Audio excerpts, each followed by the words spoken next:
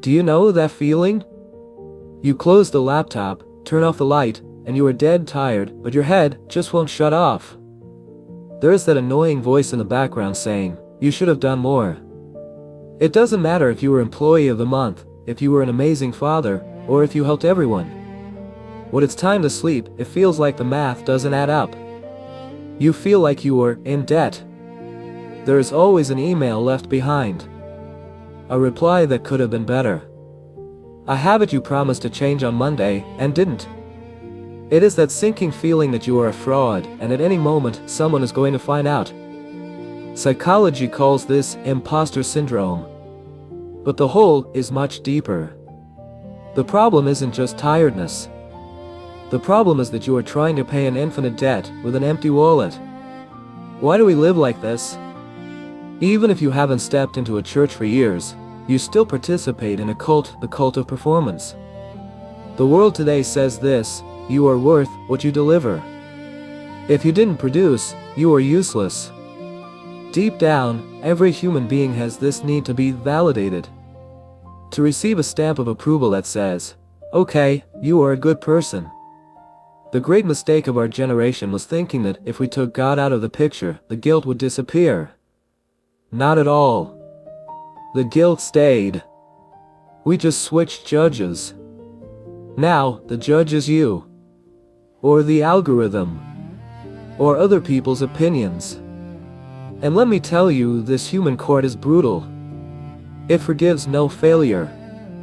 It demands perfection 24 hours a day. That is why you are exhausted. You wake up every day having to prove, with your own sweat, that you deserve to take up space in the world. And this bill never gets paid. Here's where Christian theology breaks the logic of everything else. The world, your boss, and even your conscience operate on merit. You are worth the grade you get. But the gospel's proposal is the opposite. Theology calls this the great exchange. Imagine that life is an impossible final exam. You didn't study, you got everything wrong, and you scored a 0. Failure is certain. You are out. But then God makes a scandalous move. Instead of kicking you out of the room, He sends Jesus, who aced the exam of life. He lived the perfection that you could not live. And then, the exchange happens. God takes Jesus' perfect exam, erases his name, and writes your name at the top of the page. And He takes your failed exam, full of errors and guilt, and puts it on Jesus' account. When God looks at your desk now, He doesn't see your failure. He sees His Son's perfect score. This means you aren't accepted because you changed your life. You are accepted because God swapped your exam. This solves the imposter syndrome problem at the root. You feel like a fraud because you think you need to convince God and the world that you are good. But the good news is, God already knows you aren't. And He decided to love you anyway. The anxiety you feel is the fear of the final judgment. It is the fear of God looking at you and saying, it wasn't enough. But if you accepted this exchange, the verdict has already been given. God looks at you today and doesn't see your sins, He sees Jesus' righteousness clothing you. The final verdict of the universe's court regarding your life is, innocent and beloved child. Can you feel the weight lifting off your shoulders? If God Himself has already approved you because of Jesus, who is your boss, or your mirror, or the internet to say otherwise? You are free. Okay, Theo. In theory, it's beautiful. But how do I bring this into my routine when my boss is demanding and bills are due? Here are 3 steps to get off the hamster wheel. Number 1, separate the who from the what. Your job is what you do, not who you are. If you fail a project tomorrow, you are a professional who made a mistake. Period. You are not a failure. Your identity is shielded by that verdict we talked about. Nothing you do today changes how much you are loved. Number 2, rest is not a reward. The perfectionist only rests when they deserve it.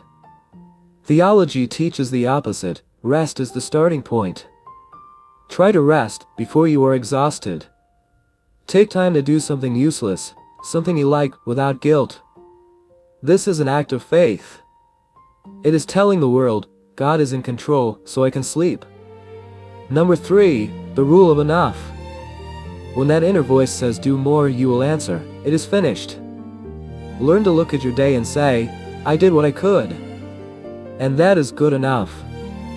Accepting your limits isn't laziness. It is humility. It is remembering that you are human and not God.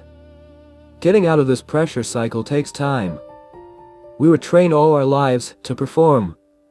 But try this today, before you sleep. Instead of listing what you didn't do, remember what Jesus did for you. You don't need to be extraordinary all the time. You can be common. You can be flawed. Because your safety isn't in your hands, it is in the hands of the one who never fails. Take a deep breath. Let go of the weight. I am Theo, and this is just theology. If you want to live a lighter life with more meaning, stick with us here on the channel. See you next time. Hit the like and subscribe button. See you next time.